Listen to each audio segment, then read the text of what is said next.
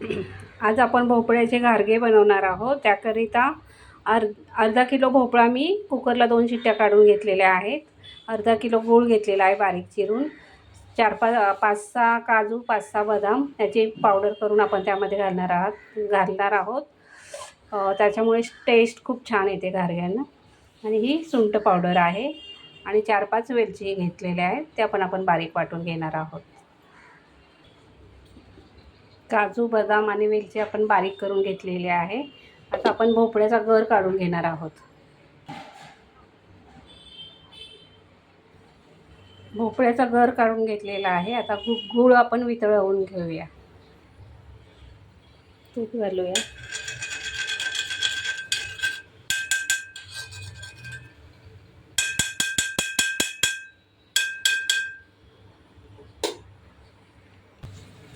आपण भोपळा आणि गूळ वितळवून घेऊया छानपैकी.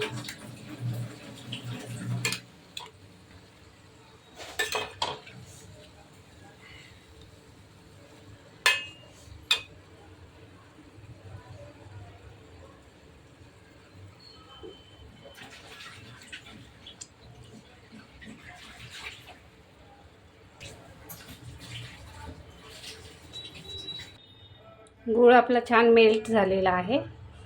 आता आपण त्यामध्ये पीठ घालूया. आता यामध्ये आपण सुंठ पावडर घालूया.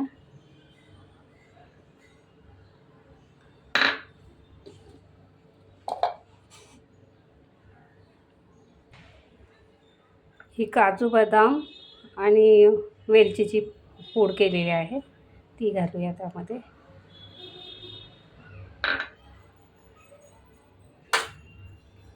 छान मिक्स करून घेऊया.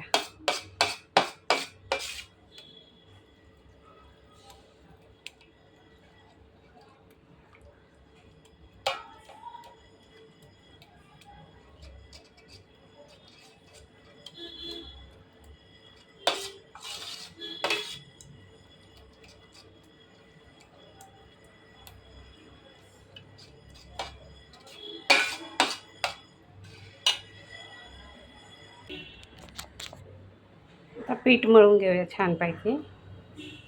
त्यात बसेल एवढं पीठ घालायचं.